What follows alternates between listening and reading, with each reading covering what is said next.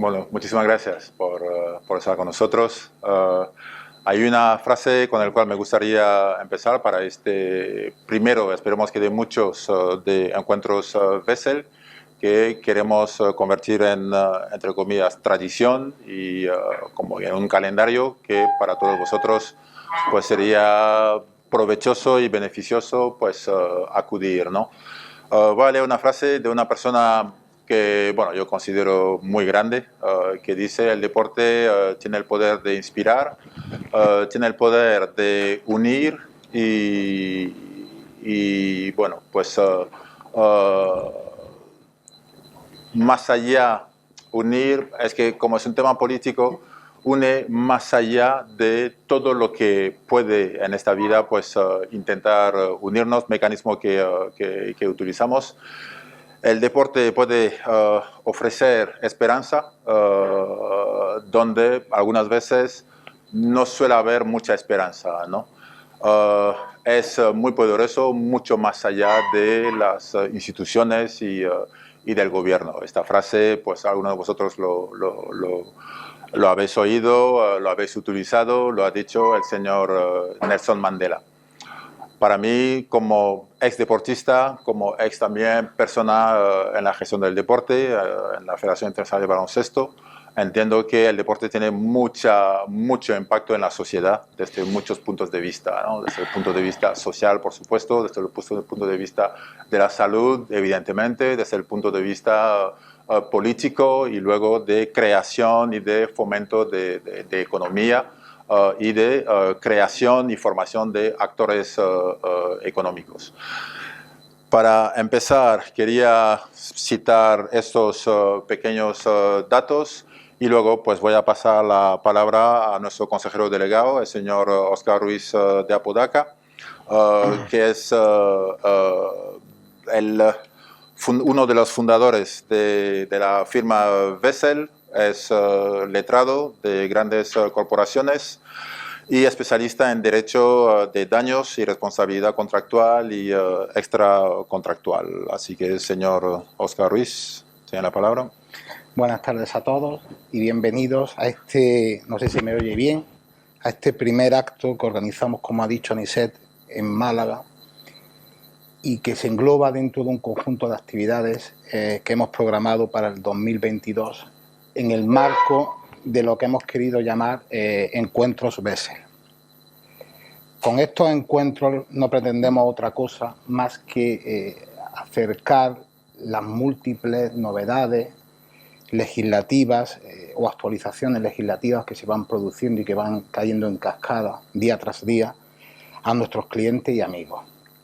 Y ello porque consideramos fundamentalmente que la labor que tiene que hacer hoy en día un despacho no es una labor de poner, aunque es una frase muy dicha, de poner la tirita cuando ya está la raja, sino una labor preventiva. Y esa labor preventiva yo creo que se hace o ayuda bastante este tipo de actos, puesto que la empresa al venir se hace consciente de las reformas que hay de una forma o con una terminología mucho más sencilla, más llana que la propia del despacho en el día a día, y le ayuda al día a día de su empresa pues a buscar el evitar el pleito futuro, y al hacer que junto con el asesoramiento legal que le damos a través de nuestros departamentos, ya sea mercantil, laboral, administrativo, fiscal, pues disminuir, yo considero que una buena parte de la litigiosidad de esa empresa. En resumidas cuentas, estos eventos no tienen otro sentido más que ese, y también un poco romper la barrera despacho-cliente. Muchas veces cuando el cliente oye hablar del despacho, piensa en el despacho como a un sitio al que va solo porque hay problemas o porque le van a sacar el dinero. Estos encuentros sirven también un poco para romper esa barrera y para que el cliente pues nos conozca de otra forma. Intentamos conectar con él la parte jurídica y la parte lúdica, puesto que ya sea por vía de actos como este, en el que después se va a ofrecer una copa, también tenemos actos en los que ofrecemos desayunos jurídicos y el cliente viene son temas que le pueden resultar de su interés, ya porque sean del ámbito laboral, porque sean del ámbito mercantil. Se entera de cosas que le pueden servir de cara a problemas que pudiera tener en un futuro, pues para evitar tenerlos. Eso ya después lo pone en interconexión con nosotros o con los abogados que le están asesorando en esa empresa para cubrir esas brechas que pueda tener en ese sentido. Y después pues aprovecha también con estos actos pues para ellos mismos hacer un poco de networking, pues porque hay otros empresarios que, quieras que no, entre ellos interactúan y siempre pues pueden intercambiar sinergias. En resumidas cuentas, que yo creo que esto le da un sentido más positivo al carácter y al objetivo de la firma, pero no solo a nivel interno, sino a nivel siempre pensando en el cliente. Y en esa línea nos planteamos con qué tema podíamos iniciar nuestra ronda de sesiones en Málaga, y hablando con nuestro embajador de marca aquí en Málaga, Nisel Laborama, pues vimos que qué mejor tema que el derecho deportivo, en donde él se mueve bien y en donde pues él consideraba, y es cierto que hoy en día también se están produciendo muchas reformas que de forma directa o indirecta afectan al deporte, pero que cada vez está más interconectado o entrelazado con lo que es el ciudadano de a pie.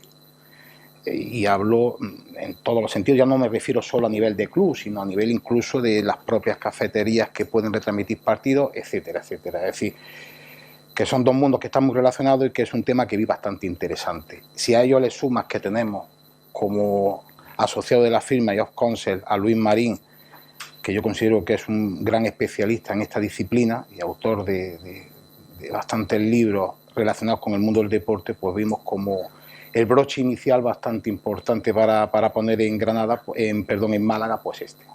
Así que, lo dicho, muchísimas gracias por vuestra asistencia, espero seguir viendo en nuestros actos y le vuelvo a hacer la palabra a Anísez para que presente a nuestro ponente. Dentro de lo que es el modelo deportivo, en cualquier ámbito, en la sociedad, en un país, en una ciudad, pues ahí lo que es la gestión organizativa, el desarrollo deportivo, todo lo que es la estructura financiera y económica, el rendimiento deportivo, evidentemente, las subvenciones, la integración social.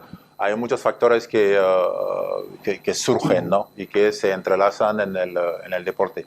Para preparar este encuentro consulté a varios amigos, algunos de ellos están aquí, que cubren el deporte, lo promueven, lo comunican, y en muchas de las conversaciones que hemos tenido, muchos de esos temas siempre son recurrentes, ¿no? Hay muchos temas que preocupan a la gente.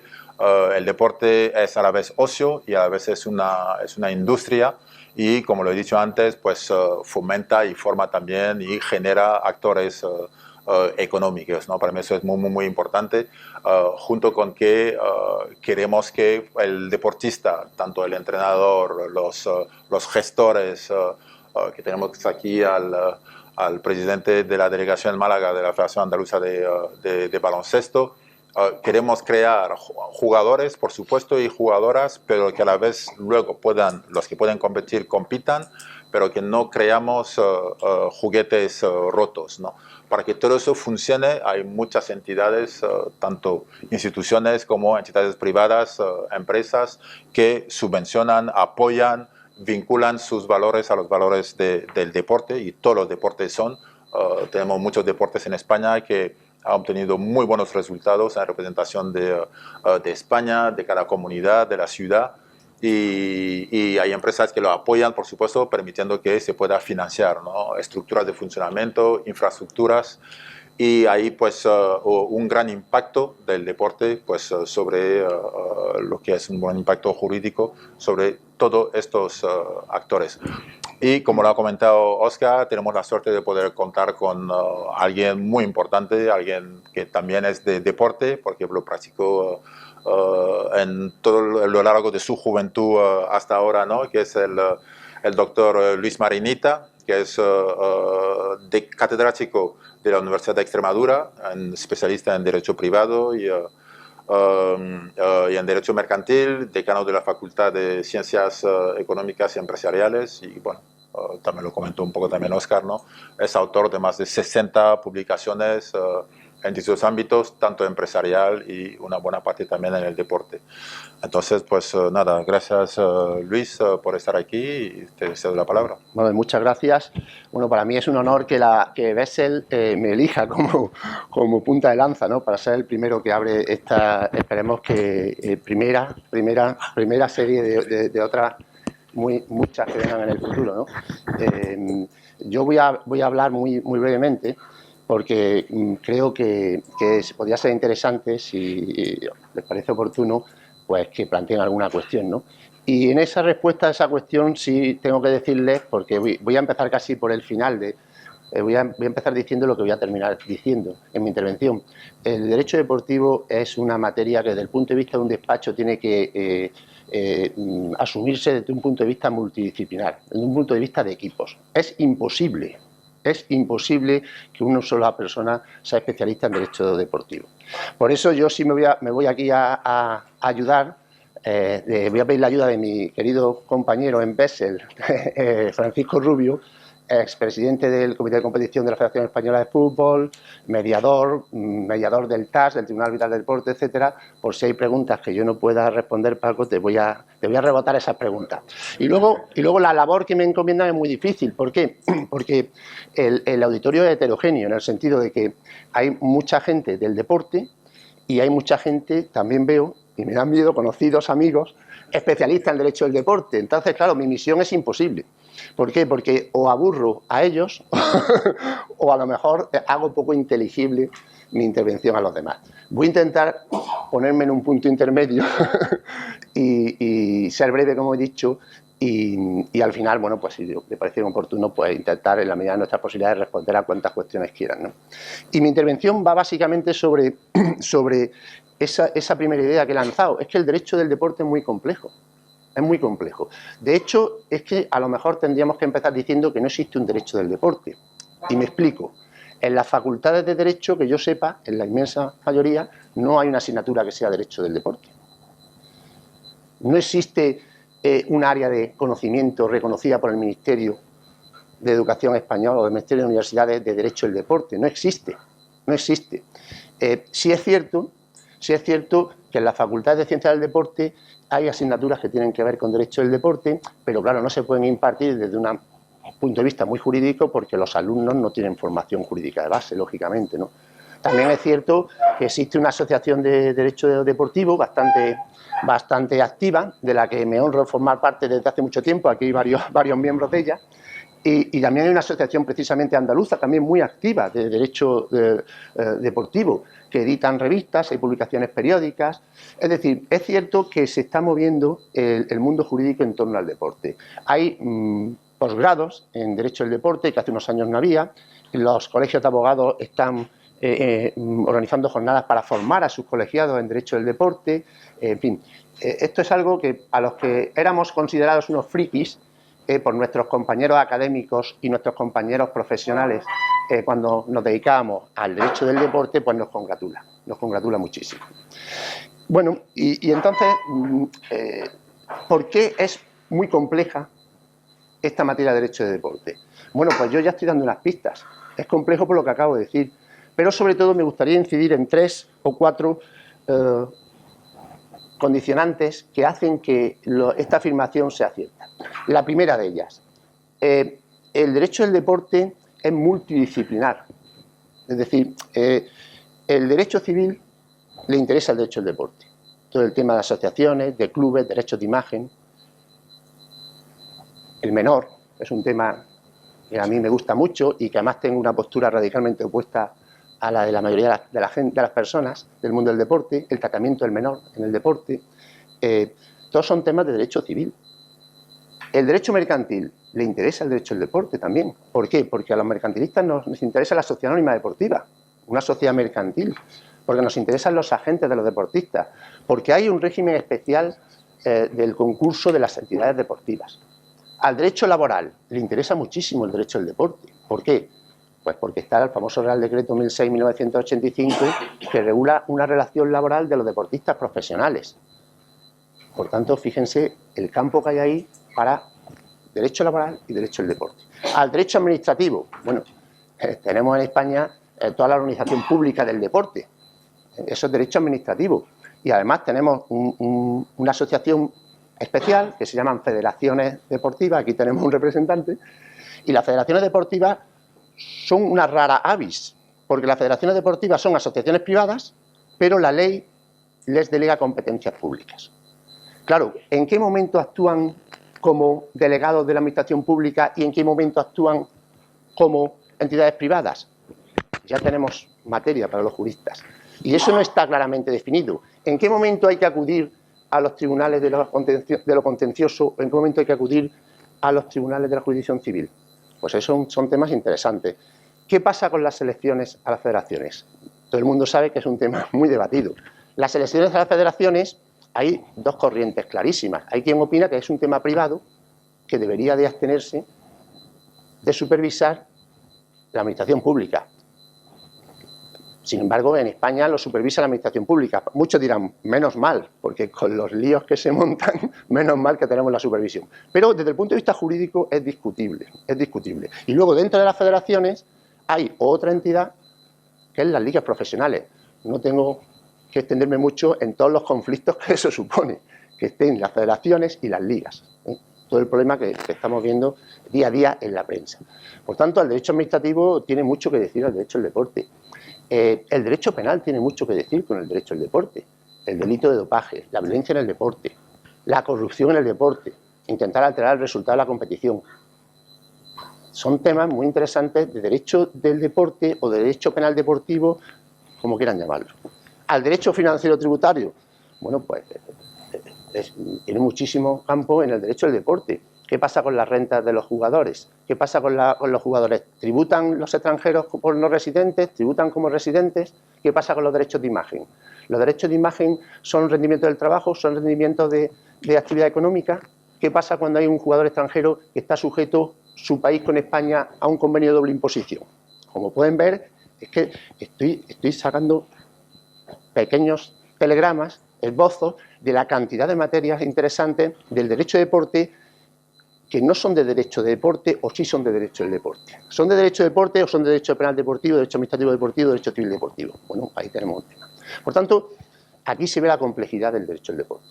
Una segunda cuestión que me gustaría remarcar como importante en esto, en afirmar o en reafirmar mi postura, es una materia terriblemente compleja. La existencia de dos ordenamientos superpuestos. En derecho del deporte existen dos ordenamientos superpuestos. Dos ordenamientos paralelos. Un ordenamiento privado, internacional, creado por las organizaciones internacionales deportivas, las federaciones deportivas internacionales, y un ordenamiento estatal. Pero ¿qué pasa? Que es que la Organización Deportiva Internacional llegó mucho antes que el Estado al deporte. Es que el Estado no le interesó el deporte hasta hace recientemente poco. Y claro, permítanme entrar en términos coloquiales. Las organizaciones deportivas internacionales dicen, oye, que yo me interesaba por esto antes, que ya está esto organizado, no vengas tú aquí a meter la mano en algo que es mío. Pero claro, los estados dicen, oiga usted, en mi territorio yo tengo soberanía para decidir cuestiones. Fíjense, o fijaros, como queráis. En el año 1886, aquí tenemos un representante, un exjugador de rugby, en el año 1886 ya estaba la Federación Internacional de Rugby. En el año 1886. En el año 1894 el Comité Olímpico Internacional. En el año 1904 la FIFA. En el año 1900, a lo mejor me equivoco en algunas fechas, en 1908 la Federación Internacional de Natación. En el 12 la de Atletismo. En el 32 creo que la FIBA. En el 47, 1947 la de balonmano. Y en el 48 o 49 la de voleibol. Fíjense en qué fechas. Es que algunas son del siglo XIX, ya había una organización con normas, incluso con normas, no solo con normas, incluso con órganos decisorios, con órganos, entre comillas, vamos a decirlo así, no eran judiciales, que decidían los conflictos. Y ahora viene usted, Estado, a regular algo que por lo que usted no se ha interesado. El conflicto está servido y además no tiene solución a corto plazo, lo cual para los juristas es magnífico. Que no haya soluciones, magnífico, es lo que nos interesa. Nos encanta el conflicto. Entonces, bueno, ahí tenemos un ejemplo de estas cuestiones, ¿no? Y claro, esto lo que hace es que sea una materia pues terriblemente atractiva. En las constituciones primeras que se interesaron por el deporte, las primeras fue la famosa República Democrática Alemana, ¿no? Muchos de los que aquí están no habrían nacido entonces. ¿No? Esto es un piropo que le estoy lanzando. y todos los países del entorno. Y ahí se hablaba del deporte por primera vez. Y luego en las constituciones de los estados democráticos, a partir de Grecia, la constitución griega, la portuguesa, la española, etcétera, en los años 70. Entonces empezaron a hablar del deporte cuando ya en el siglo XIX había federaciones internacionales. Fíjense el retraso del Estado en interesarse, en darse cuenta que el deporte tiene una trascendencia social, económica, política, como bien ha dicho Anicet en la presentación. Bueno, pues esto es un tema a discutir, porque además el problema más grave todavía, el problema se agrava cuando las federaciones nacionales están sometidas al derecho del Estado, pero al mismo tiempo son socias o parte de las federaciones internacionales que tienen un ordenamiento privado que intentan separarse. Entonces las federaciones nacionales están a papá o a mamá, a quién quieren más, ¿no? Entonces están siempre en una situación bastante delicada, ¿no? Aquí tenemos un ejemplo claro de por qué es tan complejo el derecho del deporte. Existe una lex sportiva, existe un derecho del deporte internacional o transnacional por encima del derecho de los estados. Bueno, hay muchos que opinan que sí o que así debería ser, pero la realidad nos demuestra que no. ¿Qué ocurre en la práctica? Que las decisiones tomadas en el ámbito de esas organizaciones internacionales deportivas, de las federaciones internacionales, muchas veces el Estado no tiene armas para oponerse a ellas, porque se pueden causar perjuicios que no tienen solución. Y pongo un ejemplo. Imaginemos por un momento que en un campeonato mundial hay una disputa entre una normativa de un Estado y una normativa de una federación internacional. Si al final, como consecuencia de esa disputa, la Federación Internacional no permite a ese equipo nacional de ese Estado participar en el campeonato, por mucho que en el futuro obtenga resoluciones, no sé en dónde, la Federación Nacional a favor de su postura, la competición ha pasado, el campeonato se ha celebrado, eso ya no tiene solución. No es una cuestión económica, no es una cuestión indemnizatoria. ¿Cómo? Tú eres experto en daño. ¿Cómo se cuantificaría una indemnización de ese tipo? ¿Cómo? Eso es imposible, no tiene solución. Precisamente, Luis, hoy ha salido noticia que la Anteproyecto de Ley del Deporte con las federaciones vascas, ese problema que va a competir a nivel internacional en pelota vasca, en su... Sí, eso es un tema que si queréis luego lo comentamos, eso es un tema... Bueno, eso, sí, eso es un tema... Llegado el momento, esas federaciones van a poder competir, no van a poder... Bueno, si tienen el informe favorable de la Federación Nacional que se cree luego del Consejo Superior de Deporte, en teoría sí. En teoría sí. A mí, bueno, yo no voy a dar mi opinión. Vamos a hablar de temas jurídicos puros. Y luego, una tercera causa de la complejidad del derecho, del derecho del deporte. Las normas de la Unión Europea. Nos estamos olvidando de esto. Si los Estados han llegado tarde al deporte, como he dicho antes, la Unión Europea es que todavía no ha llegado. La Unión Europea, en los tratados constitutivos, ni se hablaba del deporte. En el Tratado de Lisboa se ha hablado referencialmente del deporte. Y además, cuando se habla del deporte, y eso pasa no solo en la Unión Europea, sino también en la Constitución Española, se refiere al deporte para todos. El deporte como derecho de los ciudadanos, como relacionado con la salud. El deporte profesional ni se menciona en la Constitución Española, ni se menciona, ni se tiene en cuenta en los tratados de la Unión Europea. ¿Eso quiere decir que la Unión Europea no puede influir sobre el deporte? No, no es así. ¿Por qué? Porque aunque no tiene en principio un título competencial para regular, sin embargo, cuando una actividad deportiva incide en principios fundamentales de la Unión Europea, libre circulación de trabajadores, libre prestación de servicios, libre competencia, ahí entra el Tribunal Superior de Justicia y dice, oiga usted dice que usted no es una asociación de empresas. No, no. Usted, deporte profesional, es una asociación de empresas. Las federaciones son asociaciones de empresas. Las federaciones internacionales son empresas para el Tribunal de Justicia de la Unión Europea. Realizan una actividad económica, por tanto, sujeta a libre prestación de servicios, libre circulación de trabajadores, libre competencia. Y también ahí tenemos mucha materia muy debatida. hay casos emblemáticos que todo el mundo recordará que han cambiado a raíz de sentencias del Tribunal de Justicia de la Unión Europea, han cambiado radicalmente la postura o la normativa de las federaciones internacionales e incluso de normativas nacionales. Por ejemplo, el famoso caso Bosman. El caso Bosman fue un shock, cambió radicalmente. Aquí, ¿qué es lo que se dilucida siempre cuando hablamos de la Unión Europea? Siempre hay un término que me gustaría que no sea jurista se quedara, porque es la clave: especificidad. Siempre la lucha es la siguiente, que tiene algo que ver con lo que he dicho antes de cuál es el ánimo de las federaciones internacionales. El deporte es una materia específica, tan específica, que no le afecta el derecho de la Unión Europea. No, eso ya han dicho que no. El deporte tiene ciertas particularidades y, por tanto, habría que regularlo de manera específica. Y en eso estamos. Pero, ¿en qué consiste esa regulación especial? ¿En qué? ¿Cómo la materializamos? ¿Eso quiere decir que hay derecho de retención? ¿Eso quiere decir que se puede obligar a los jugadores, a un trabajador, a que juegue en un equipo o trabaje para una empresa que no quiere? ¿Dónde está el límite? La libre competencia. ¿Usted puede poner límite a la libre competencia? ¿Usted puede decidir quién puede ejercer una actividad y quién no? Por ejemplo, los agentes. ¿La FIFA puede poner un reglamento que diga quién puede ser agente y quién no? ¿La FIFA tiene competencia para decidir que una persona se dedique a una profesión o tiene que ser los Estados o la Unión Europea? Estamos en una línea muy acentuada últimamente en la Unión Europea a raíz de la Directiva de Libre Prestación de Servicios, de liberalización de las profesiones.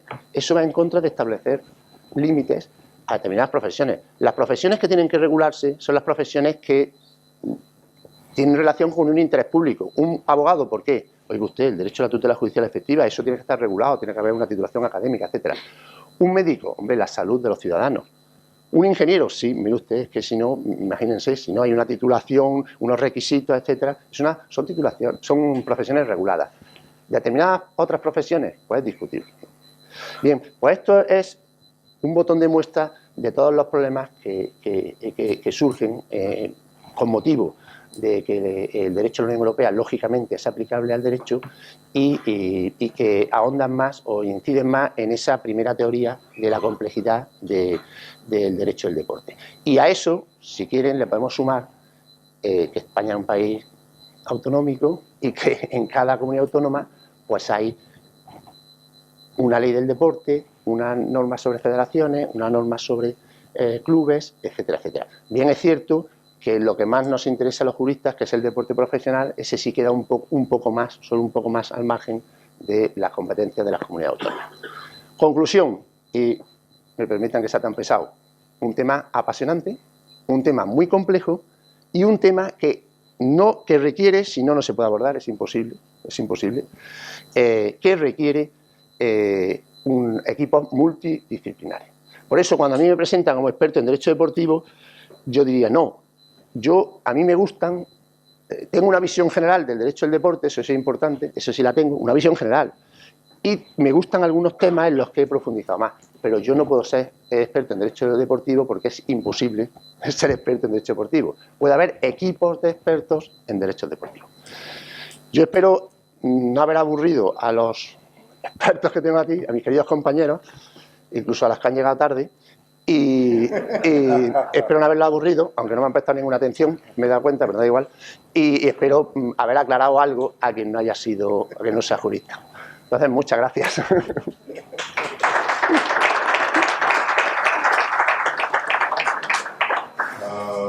Para mí, muchas gracias, Luis. Me gustaría, obviamente, de todos los que están aquí, hemos tenido varias conversaciones acerca del deporte de alto nivel, el deporte profesional, el deporte de formación, el deporte para todos. Y bueno, me gustaría que pudieran aportar algo, comentarios y preguntas, pues el señor Ricardo Andrés y Emilio Fernández, con el cual también hemos debatido con muchos temas, ¿no? Yo quería, sobre esto que ha dicho de la complejidad del mundo del deporte, lo primero que ha dicho es que le parecía que aquí había un quórum difícil de poder hablar de este tema y que todos entendiéramos por la diferencia de que yo soy periodista, de invitar al presidente de Andalucía, al presidente de la malagueña, y aquí habrá, supongo, sobre todo juristas y demás. Pues imagínense cuando a mí me toca esto explicarlo en mi periódico. Porque claro, yo cuando escribo sobre estos temas, creo que le decía a usted el día que hablamos sobre esto, cuando yo escribo sobre estos temas tengo que pensar en el señor de 60 años que todavía, gracias a Dios, compra el periódico de papel mañana en el Palo o donde sea, que va al mercado y compra el periódico, pero también en el chaval de 20 años que va en el metro de la universidad y tengo que intentar escribir y explicarles cosas tan complejas como usted mismo ha reconocido y poder entenderlas. Y le quería añadir una cosa, a sumar a lo que usted ha dicho. Fíjese si es complejo el mundo del deporte, que esto me enteré ayer que yo no lo sabía. Resulta que hay un equipo de balonmano aquí en Málaga, usted no es de aquí. Soy vecino. Exacto. Hay un equipo de balonmano aquí en Málaga, se llama el Balonmano Costa de Málaga, que ahora está metido en un litigio con la Federación Europea por un asunto muy peculiar. Hace 2 sábados jugó un partido europeo, es decir, bajo la Organización de la EHF, la Federación Europea de Balonmano, juega un partido de balonmano.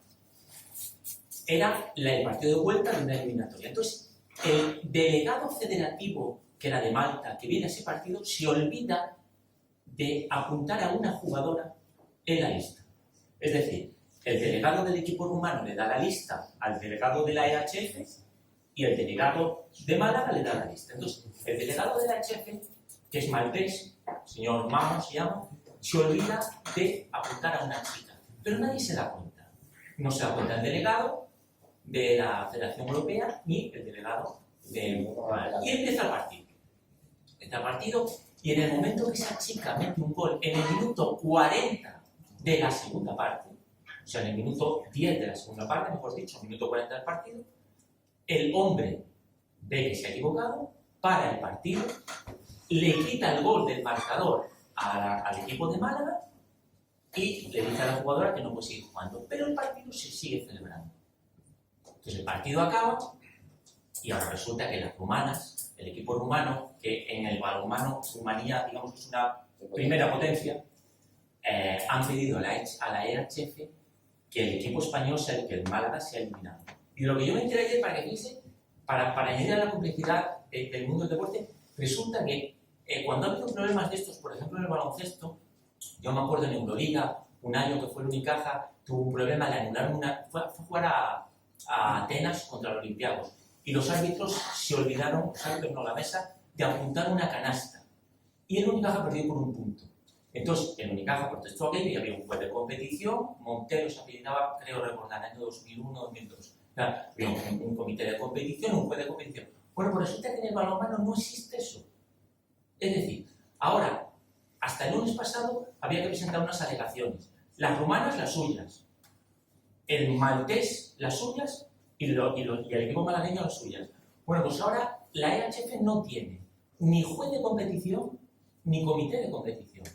Eso, ahí está Francisco Cruz, que es el presidente de varios comités de competición de la española de fútbol. Y eso me parece inaudito. Es que yo me enteré, por eso ahora quería sacarlo a colación por eso. Entonces, ahora resulta que la EHF ha nombrado un tribunal de 3 personas para que el voto sea impar y por lo tanto se decida una cosa o la otra. Entiendo que de juristas o gente que tenga nociones, pero no lo sé, son 3 miembros de la EHF. Evidentemente, de ninguno de los 2 países. No hay ningún rumano, no hay ningún español, que tienen que estudiar esas alegaciones y fallar una cosa tan importante como es el pase a una eliminatoria decisiva europea para un equipo que se lo ganó en la pista, en este caso, que fue el equipo de Málaga, y para el otro equipo que protesta con razón de que ellos han firmado un papel de que iba a jugar un equipo y que una jugadora fantasma ha aparecido y ha jugado el partido. Y ellos dicen, porque claro, Málaga dice que la culpa es del delegado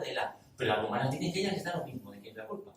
Que ellas han ido a jugar un partido y que resulta que hay una chica que ha jugado el partido, que no estaba apuntada en la alineación, por lo tanto, ellas alegan alineación indebida. Y quería simplemente, hablando de la complejidad del mundo del deporte, que cada deporte es un mundo, que con esto me encontré ayer. Y esto, además, ese tema lo que pasa es que se va a sustanciar solo en el ámbito deportivo. ese tema no tiene recorrido, entiendo yo, más allá del ámbito deportivo.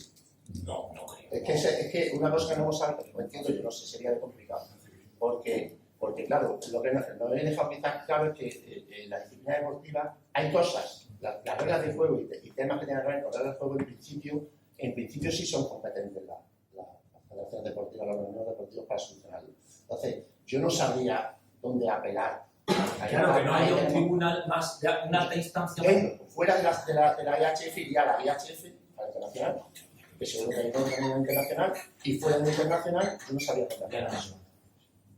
Pues en esa se está, esperando. La otra opción muy rebuscada sería apelar a los órganos judiciales de la Federación de Balonmano está en Basilea. Está en Suiza. La internacional No, en Viena, en Austria. En Austria la europea, la internacional está en Basilea. Sí, entonces, intentar ver, en Basilea no en Basilea, la internacional en Basilea. Entonces, habría que ver si se podría, de acuerdo con el derecho suizo, de alguna manera atacar esa. Pero tú en España, evidentemente, no puedes ir. Pero el problema es que tampoco se puede apelar, o sí se puede apelar, pero la competición va a seguir. Es Lo que decir, decíamos antes. si la EHF da la razón a las rumanas, es que ya se ha sorteado incluso la siguiente fase y hay unas chicas en Hungría que no saben si tienen que venir a jugar a Málaga, si tienen que ir a jugar a Buzău, que es la ciudad rumana en la que juega este equipo. Y claro, eso va a seguir. Luego eso, como lo que decía usted, ¿cómo se indemniza eso? Si dentro de X tiempo le da la razón a las rumanas o a las malagueñas a las que ahora no se les da razón, ¿cómo se indemniza eso? No se puede, no tiene solución. Lo que pasa es que también habría que preguntarle a la gente que está en el deporte, que gestiona el deporte, si ellos prefieren que estos temas realmente se decidan en el ámbito federativo o les gustaría que en todos los casos hubiera una vía judicial. Yo creo que no tiene sentido que sobre la regla de juego y este tipo de cosas haya una vía fuera del ámbito deportivo, que sería judicializar excesivamente.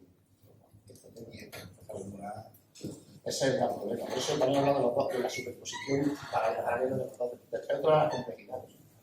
Pero a mí lo que me llama muchísimo la atención del relato este es que en una federación, la Federación Europea, Tan potente. no tenga. Pues no tiene ni juez de competición, ni Es que en su estatuto, estoy seguro que no los conoce. Estoy seguro que en su estatuto tiene que venir contemplado eso. De todas maneras, bueno, pero esa es la información que a mí me ha dado el club. Vale, para ver si. de todas maneras, disculpa, Luis, vamos a ver, yo además soy directivo del equipo de balonmano masculino, de Málaga. A ver, esto es un fallo flagrante del delegado del equipo. Totalmente. Vamos, Claro, sí. a ver, esto es una lista, esto pasó en el fútbol con Chendo, cuando el Madrid y el Cádiz, la eliminación de la Copa del Rey por la alineación de Cheriche, que tenía amonestación de cuando jugaba en el Villarreal, y al final tú dices, bueno, el delegado tiene una función, que es supervisar la inscripción del delegado federativo. Cuando ve que en la alineación aparece esta chica, dice, Pero en esa cadena de errores, evidentemente, si el primer error no se produce, el segundo ya no existe. Y el primer error es el delegado de la EHF, es el que comete el primer error. Evidentemente, el delegado del Club de Málaga tenía que haber 1, 2, 3, 4, 5, sumar que estaban las 16. Eso estamos de acuerdo. Pero ellos, el equipo de Málaga alega que, pues bueno, el delegado federativo reconoce su error. En la alegación parece ser que reconoce que él comete el primer error. Y el de Málaga sería el segundo. Ellos lo que dicen es que no hubiera un segundo error si no existiera el primero. los romanos no tienen culpa, es el mucho de los no. pesados malagueños. No, las romanas no tienen culpa, está claro. Pero Yo, si fuera yo el juez, yo le daría la razón para el equipo malagueño. No porque esté en Málaga. No porque esté en Málaga, sino porque ese documento tiene una presunción de veracidad. Pero esa presunción de veracidad puede ser rebatida con argumentos claros. Si el delegado dice que sí, que efectivamente esa jugadora está y que se me ha olvidado a mí, yo lo veo clarísimo. Claro. O sea, sería muy difícil. ya, pero yo, ojalá, pero yo creo que yo me pongo en una posición neutral y creo que sería la primera vez en la historia que un Ha equipo, pasado eso. claro, un equipo gana un partido con una jugadora o jugador que no aparece en el acta del partido. Es que eso no puede existir en el deporte, vamos. No sé si eso, pero que eso no puede pasar. Eso ha pasado en baloncesto y lo que se hizo fue retirar al jugador del delegado del club aquí, se le olvidó. Claro, cuando va a entrar a jugar, no está en el acta, ya está todo digitalizado y se tuvo que sentar y no jugar al partido. Pero Bueno, se pilló antes de que sea el problema, pero aquí el problema es que si ha jugado 20 minutos, 18 los que sean, y ha metido el gol, incluso si no mete el gol, a estas horas no estaríamos hablando de esto. claro, ¿De cuánto la la metió el gol. Más de 7 goles. Y la jugadora es una jugadora que había jugado el partido de ida, que lleva aquí mucho tiempo, que, o sea, digamos que es una jugadora que no es que la habían fichado ni nada, o sea, digamos que está todo legal, excepto que hay una cadena de goles. Y sale de ellos. Pues yo voy a meter otra polémica más, ya que os gustan los conflictos. El tema de género. Ahora el tema trans nos va a crear un problema, de hecho ya está creando problemas en el mundo del fútbol, que es el primero que le llega, que ya sobre todo en deporte base hay un verdadero problema con eso. El otro día hace unos meses estábamos en Sevilla en una jornada de la Asociación Española de Derecho Deportivo y hubo, ¿quién fue? Era directivo de alguna institución, era de fundación, de ver quién era. Hubo una persona que fue muy claro, que él cree que debería haber una tercera categoría. Claro, lo que pasa es que no hay tanto demanda como para poder...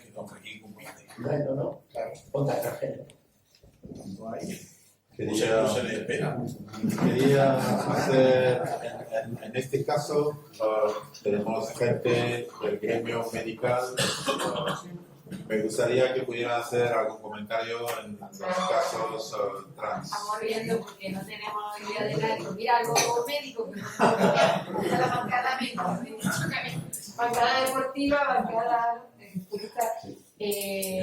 Yo, vamos, como médico pienso que sobre todo un nacido varón, digamos, que ya ha hecho la transición a mujer, físicamente en determinados deportes tiene mucha ventaja. Y de hecho creo que ya ha habido resultados deportivos de algunos que competían como varones y eran normalitos, digamos, y cuando han pasado a mujeres, ¿no? Y las marcas están ahí, quiero decir, los récords, yo no entiendo mucho de deporte, pero récords de velocidad o de primeras cosas de fuerza y tal, las tienen los hombres por encima de las mujeres, ¿no? Y no dejan de ser más altos, con más espalda, ¿no? que una mujer, ¿no? Y yo pienso que es discriminatorio para la mujer, y lo digo como médico y lo digo como mujer.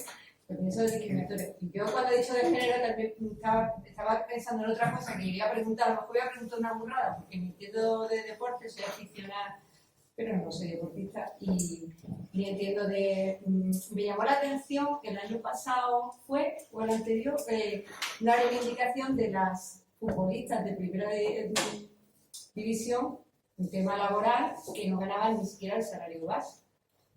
Entonces, no sé, yo eso en derecho, digo, es que parece como que las leyes generales, ¿no?, laborales no afectan al deporte. ¿O?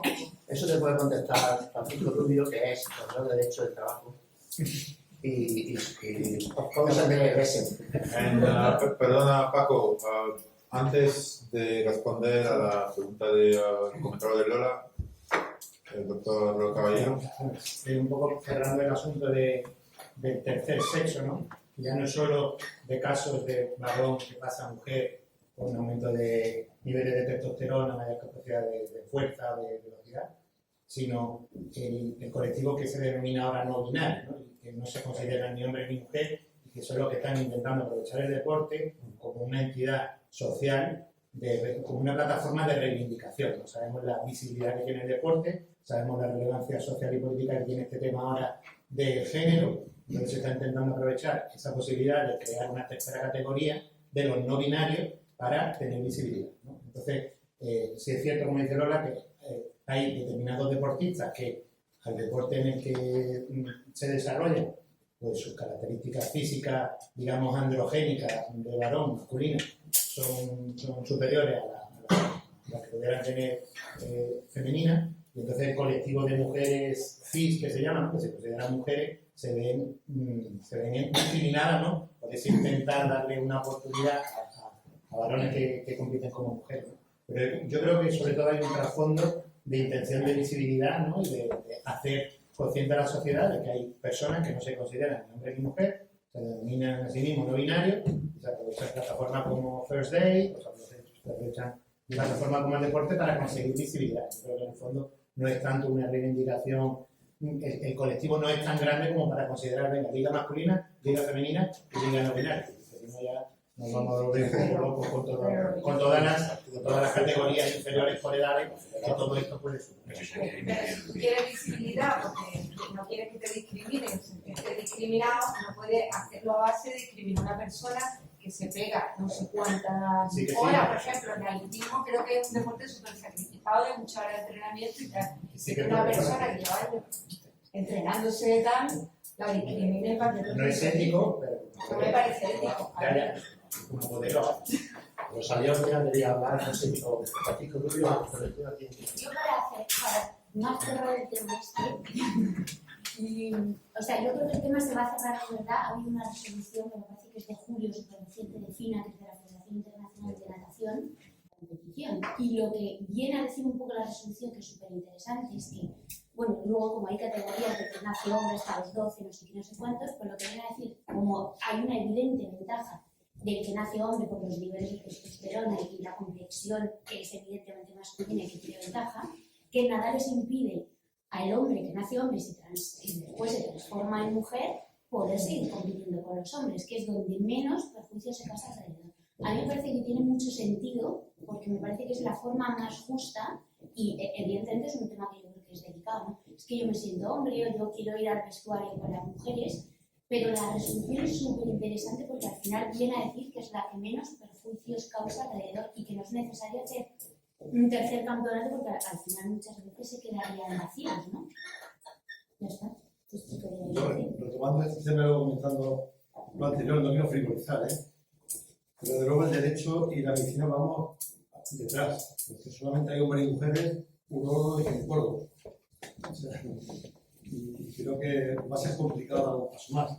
El cuarto va a ser muy complicado porque la respuesta va a ser así mayor. Y tiene razón en que reza la ética, la antideportividad, porque se puede pensar también a la inversa. Es decir, el hombre tiene muy complicado la técnica de gimnasia rítmica cuando hace sincronizado. Siempre pensamos en fútbol y se complica todavía mucho más. Y el tema laboral, Catel comentaba una cosa muy interesante. Si existe derecho deportivo o no, de alguna manera sí existe.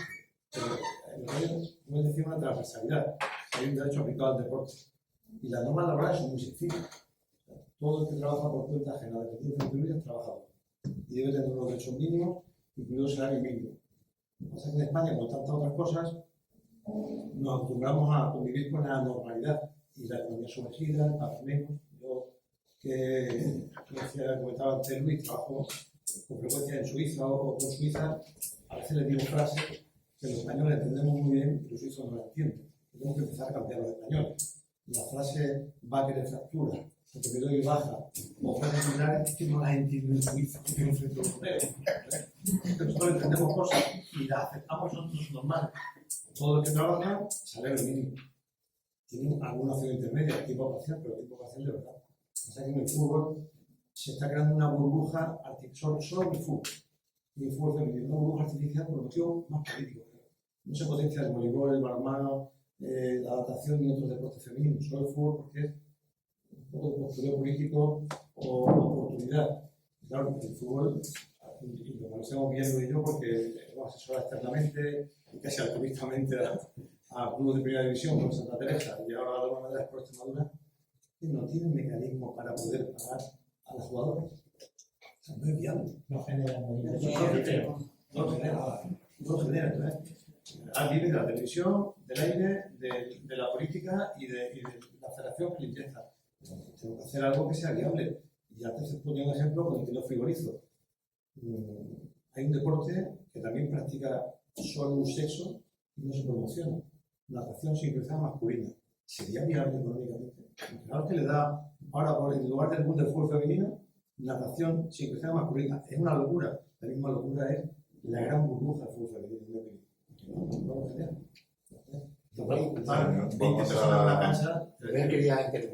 a pasar la palabra a una persona que es tanto del gremio médico, el doctor Rubén Sanz, también del gremio de patrocinios y subvenciones de apoyo al deporte, ¿no? Bueno, una consideración breve sobre el tema del deporte trans.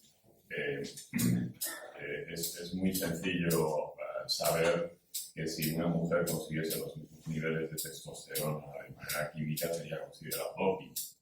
Pero en el fondo es un doping, lo veamos como lo veamos. Es decir, es un dopaje quirúrgico, un dopaje químico. Y probablemente es por esa vía. Y luego otra consideración como alternativa, no tanto a establecer otra categoría, pero hay deportes minoritarios donde la diferencia ya está considerada. En todo el deporte para discapacitados existen categorías. En la misma carrera nadan personas S15, S16, S17 y la clasificación es en función del tiempo que han conseguido y del hándicap que se les indica. De manera que probablemente mirar en soluciones que ya tenemos permite que alguien se tire a la piscina donde quiera, con hombres o con mujeres, y que efectivamente lo que tenga no es más que una categoría en el ámbito de la competición. En el ámbito de la discapacidad esto es lo habitual. Esto es absolutamente habitual. Se conoce la diferencia que tienen cada uno de los que tiran, de los que se tiran a la piscina, de los que corren, de los que hacen y las categorías están en el mismo ámbito.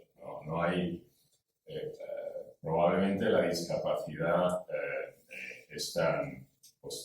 ha sido hasta la fecha tan minoritaria que lo que se entendía es que lo que había que hacer es la máxima inclusión, y la máxima inclusión es que la gente esté junta reconociendo el hándicap que cada uno tiene, ¿no? Pero que incluso yendo más allá en deportes como el golf, todo el mundo sabe el hándicap que tiene cada uno, y la gente no es que tenga que hacer 72 hoyos, hacen 72 hoyos los que tienen hándicap 0, pero si yo tengo hándicap 35 y hago 80, yo voy primero. Entonces quiere decir que hay muchos deportes donde la diferencia ya está bien integrada, está integrada en la regla. Probablemente lo que pasa es que lo que estamos haciendo es ver, pues en deportes que han sido binarios, y que efectivamente han sido binarios, pero hay muchos deportes que no lo son. Que no son binarios, que tienen que ver con que cada uno es diferente, ¿no? Y eso se ha integrado. Y seguramente tendremos que ir aprendiendo a cómo integrar estas cosas. En el ámbito de la discapacidad, eso se integró muy fácilmente desde el principio, porque lo que se tenía en la cabeza era la inclusión. Y no la diferencia, sino la inclusión, que es una perspectiva distinta. Era ese comentario simplemente. Sin duda esa es la clave, lo que acaba de decir, la inclusión, porque además en la parte de la diversidad funcional, de la discapacidad, precisamente cuando es muy visible es cuando lo vemos, cuando vemos esa diferencia y cuando nos volcamos. Pero en el caso, por ejemplo, de otras diversidades, en este caso la transexualidad, bueno, pues, ¿quién le dice a ese niño o esa niña que ha nacido con los genitales equivocados? Porque quien es transexual no es la moda de cómo educamos ahora, de binario, no binario, de disforia de género, me gusta el hombre, me gusta la mujer, ahora me siento chico, me siento chica. Esto ahora mismo es una moda que hay, pero en el tema de la transexualidad es que desde que nace saben si son chicos o chicas, pero han nacido con unos genitales que no le corresponden. Y eso se van aportando una serie de pruebas y una serie de, pues, esas valoraciones psicosociales. Cara, tú dile a ese niño que se siente un niño, pero ha nacido con genitales femeninos, dile que no puede hacer las cosas de un niño. Es que la parte de esa valoración psicológica, yo entiendo toda la parte hormonal, si es que claro, que no puede competir porque pues, dopaje, porque es más fuerte que sus compañeras por su condición física, pero la clave creo que está en eso, en la inclusión. El deporte de equipo es que eso es complicado de deporte de la pista. No, sí podría funcionar el equipo. Lo que dice en el Paralímpico hay una puntuación en cancha y aquí se puede valorar igual. En deporte de equipo. Sí, en el deporte de equipo, porque hay una puntuación máxima en cancha. Según el handicap que tengan, la movilidad, el baloncesto sí ya rueda. Hay algunos que se penetran así, pero tiene una puntuación muy alta y tiene que estar con objeto de puntuación más baja en la cancha. Me da la sensación de la puntuación. Sí, sí, teníamos... Sería técnicamente compleja, pero se puede hacer, valorar a cada deportista, porque va a ser valor académico. Es muy coherente y muy... Todos a la vez, ¿no? Hay una evidencia diferente que hay que valorar con carácter previo, generar un cierto hándicap. Teníamos como invitados al baloncesto a nivel, que es el baloncesto en silla de rueda, y ese tema es un tema que ellos querían abordar, pero no podían estar hoy, ¿no? Junto con la presidenta del balonmano Málaga, también Juan Moreno, que tenía otro compromiso. Mucha gente tenía esas preocupaciones y que, bueno, nos revela y solamente confirma que lo que es el derecho deportivo es bastante complejo y para mucha gente, los que gestionan el deporte y los que lo tienen que comunicar y explicar, pues que no se vean solamente reducidos a decir victoria, derrota y pues más derrota, pues es una cagada y tienen mucho más que explicar, ¿no? Entonces, pues, bueno, como tú lo dijiste, bastante complejo. Muy complejo y ojo, el deporte profesional hay que separarlo del otro deporte, que a veces lo mezclamos. El deporte profesional, el tratamiento es diferente y además jurídicamente es más complejo. No tenemos que partir los mismos principios el deporte profesional. Vamos a abrir la mesa o la sala para que los que tengan preguntas, dudas, observaciones, filosofías, pues que lo aporten. Ricardo, ¿algún comentario en cuanto a...?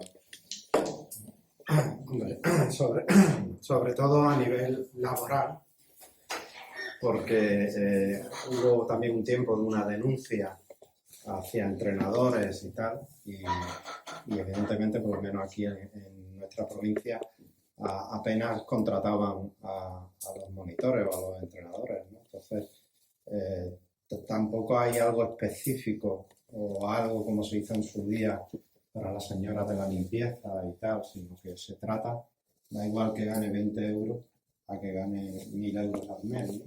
Simplemente con tener un compromiso de unos días, unas horas, tal, ya tenía que tener un contractualmente... Te lo puede responder Francisco Rubio, efectivamente.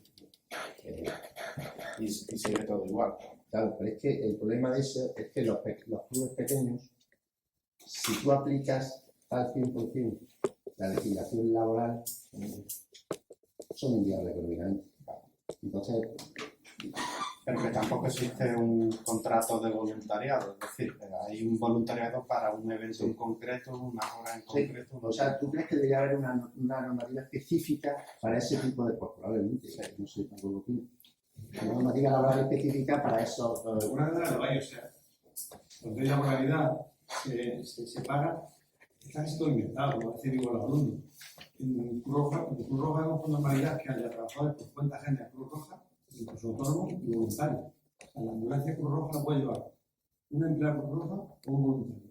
Pero que sea voluntario, es verdad, que no sea como es elegido.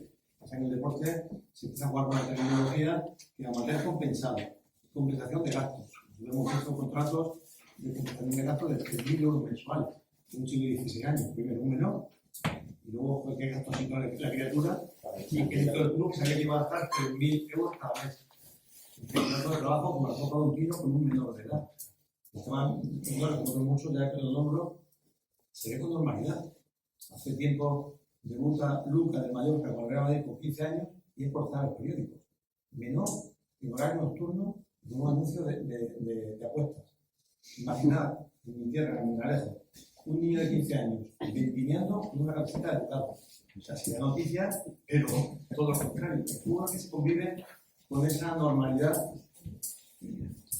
O sea, ¿dónde se habla de comprar o vender? Comprar un jugador, vender un jugador. Sí, pero yo me refiero al deporte base, donde tú tuvieras una cantidad de 150, 180, ni que llegara a 200 euros al mes, y que reglamentariamente tienes que darle de alta. Y el club con 20 monitores o 10 monitores es inviable, completamente inviable. No, pero que se puede hacer directamente la apuesta de algo que sea una fundación municipal, ¿no? No sé si queremos deporte. Como te digo, se puede tocar la música entre amigos, sí. O se puede tocar la música en el conservatorio. Si quieres un conservatorio, es arreglado. Y en los escenarios, no se acaba el fútbol porque el fútbol, si era un fútbol, el deporte de base desaparecería. Paco, exactamente. El comentario de la pregunta de Ricardo tiene que ver con muchas entidades y que promocionan el deporte, que ofrecen el deporte, pero que existen en un ámbito donde hay que crear empleo, porque necesitas trabajadores, monitores, gente que estén trabajando en esos clubes, pero no son clubes profesionales. Hasta, y luego lo puedo comentar también Emilio, en la primera división, en baloncesto o en fútbol, hay algunos clubes, en baloncesto por ejemplo, el Real Madrid, pues tiene un presupuesto de cerca de 44 millones de euros. Pero hay otros clubes que compiten en la misma liga, Manresa por ejemplo, que tiene un presupuesto de 3-4 millones de euros. Entonces, pues se permite que todo el mundo exista y compita, pero quizá eso no sea jurídicamente... Ahí hay economía sumergida, hay un mundo jurídico sumergido. Pero yo estoy de acuerdo contigo, estoy de acuerdo. Jurídicamente esto que digo es un disparate, pero si tú quieres que siga existiendo ese tejido que hay de clubes pequeños, como aplique la ley, como hay inspecciones de trabajo como tal, se acaba. O miras para otro lado, pues se acaba. Hay una cosa vital, yo te lo digo porque lo sufro con el balonmano y con otra serie de historiadores que estoy metido en el mundo del deporte, que es el tema de la ley del mecenazgo deportivo, que yo creo que es básica. A ver, todos los clubes base sobrevivirían si la publicidad, que todos los clubes funcionan, tuviesen excepciones fiscales las empresas que apuestan por apostar. Es decir, cualquier club de barrio aquí en Málaga, de fútbol, de baloncesto, los mismos padres de los clubes que tenemos empresas que tal, pues pagan una cantidad. Si esa cantidad tuviese una excepción fiscal, como pasa en el deporte olímpico, es decir, bueno, como había el programa ADO, como pasa en Estados Unidos, como pasa en muchísimos países, el deporte se salvaría muchísimo más.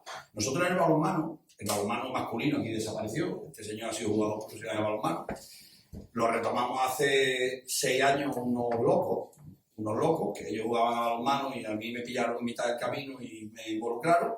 Hoy lo tenemos en segunda división nacional, vamos primero en la competición y si veis la equipación nuestra, parece la feria de Sevilla.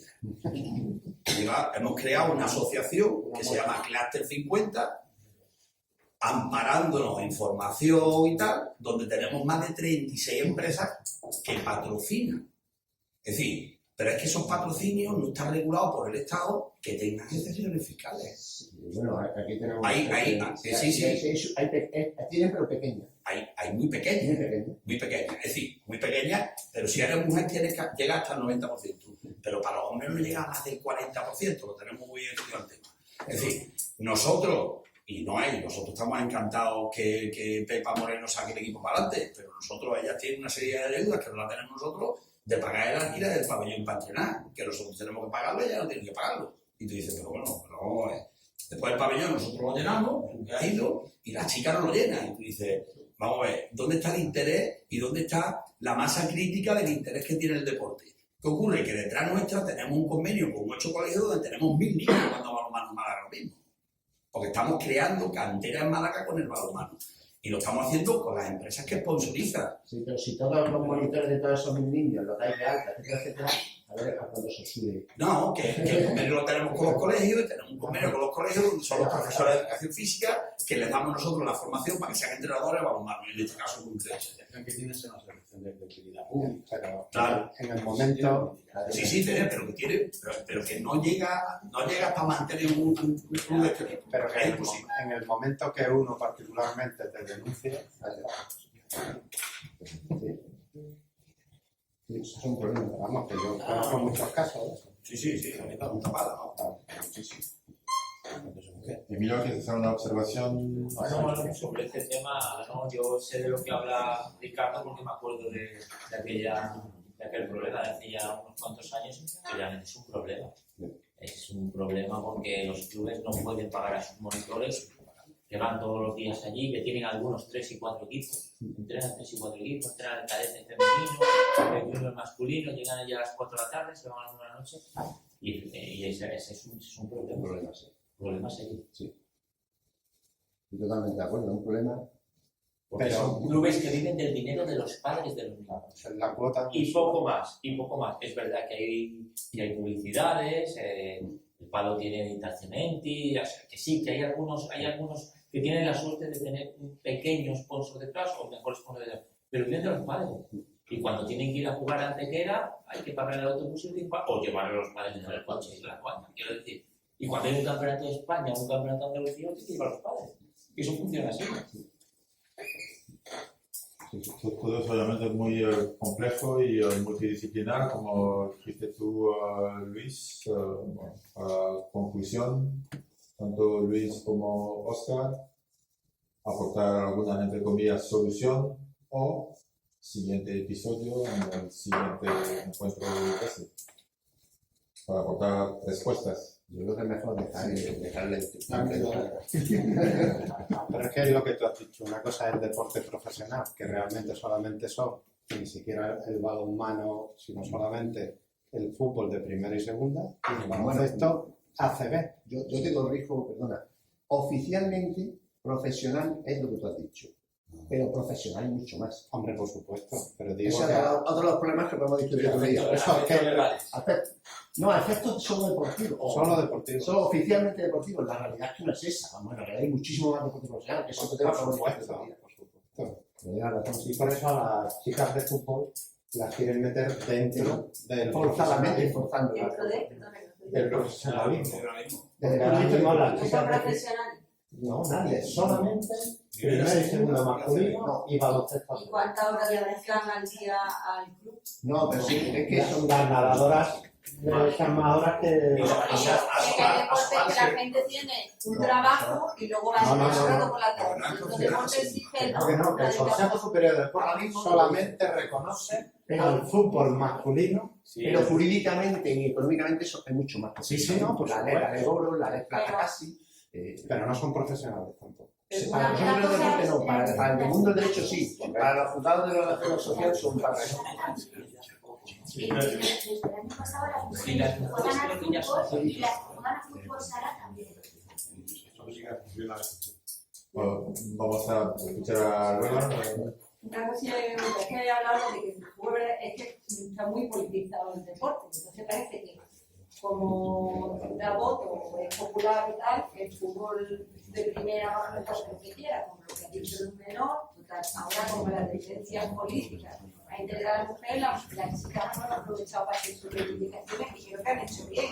Aprovechar la coyuntura para tener la impresión de lo que estamos fuera del mundo del deporte es que el fútbol, como mueve más al fútbol masculino, los políticos tiene tanta fuerza en la política que, por ejemplo, no sé si esta mañana o ayer que escuché que se habían puesto de acuerdo el PP y el PSOE, no sé qué, porque se van a poner de huelga a los jugadores de primera de fútbol. Y digo, anda, lo han conseguido en un día lo que no han conseguido los del Poder Judicial en ¿cuántos años llevan? Tirando los dos lados, el PP y el PSOE, ¿no? Ha conseguido el fútbol en un día amenazando con no haber liga, que se pongan de acuerdo, ¿no? Que llevan eso, ¿no? No sé cuántos años con lo de... Entonces es verdad que está muy politizado y ahora, por ejemplo, se puede un poquito más de caso al femenino por la politización y creo que el tema de la competición trans es un tema más político, porque biológicamente está claro que alguien que ha nacido con el cromosoma ahí, digamos, pues no intentar hacerlo, tiene ventaja en determinados deportes y probablemente el otro pueda tener desventaja, como la gracia de la gimnasia rítmica, o donde pueden sacar ventaja y ganar títulos. El número de deporte femenino colectivo, el que más tiene es el baloncesto. No el fútbol. Y tiene muy buenos resultados la selección femenina. Eso da igual los resultados, pero lo que te quiero decir es que el fútbol femenino lo ha conseguido aprovechando toda la coyuntura, y las otras chicas, que son muchos más, y llevan muchos más años haciendo deporte y no son profesionales, no son reconocidas profesionalmente. Incluso en el atletismo femenino seguro que hay más voleibol, licencias. Hablo de deporte. Sí, colectivo, voleibol tiene más colectivo. que fútbol. No sé si tiene esa, ¿no? Porque No, está muy o sea, politizado. el fútbol es como un estandarte a todo, político, social. Daros cuenta que en la pandemia, por todas las competiciones, la temporada se adelantan. Yo tuve que estar a un lado muy complejo en balonmano, porque claro, hay un dice que la temporada se adelanta. Hicieron jugadores mi contrato, yo miraba a julio porque he tenido en mayo. Hubo que resolver aquello, no fue fácil. En cambio, en fútbol se prolongó y se forzó el derecho a que no sospechar. Mi contrato termina el 30 de junio, por la temporada no, os vais a dar espectáculos y se hace el famoso pacto de Viana. Se juntan al presidente de la liga, al presidente de la federación, y el gobierno dice: ¿queréis que rode la pelota? Bueno, tú vas a ir recibiendo dinero de la televisión y a la federación le propone un porcentaje, todos contentos, la gente en casa sin mascarilla, se repitiendo en casa viendo fútbol, uno y otro, porque el fútbol es como un pretexto y un buque insignia para muchas cosas y se instrumentaliza, yo creo, políticamente. Y es decir, una cosa porque ha sufrido, y aunque se grave, da igual. O sea, el Barça ha sido un instrumento del proceso. Muy bien. Total. Gracias, Paco. Muchísimas gracias. No, es que obviamente quería agradecer desde la firma BC Legal. Hemos tenido mucha conversación, mucho debate interno con las aportaciones de los amigos, tanto Ricardo, Emilio, Rubén también, y los médicos ahí detrás. Desde BC Legal se ha ido intentando componer el grupo de trabajo con gente especialista, experta y también comprometida con todos esos temas, más allá de lo fiscal, mercantil, etcétera. Y nos damos cuenta de que hay oportunidad para sentarse y poder debatir más, y que esperemos que los especialistas, tanto Luis, Oscar, el resto del despacho, Paco, vayan pensando, porque yo creo que en la próxima habrá más gente y la gente vendrá con apuntes para tener respuestas. Nada, muchísimas gracias, y bueno, desde BC Legal, pues agradecidos la presencia. Por eso pues se os va a sobornar con una pequeña Venezuela.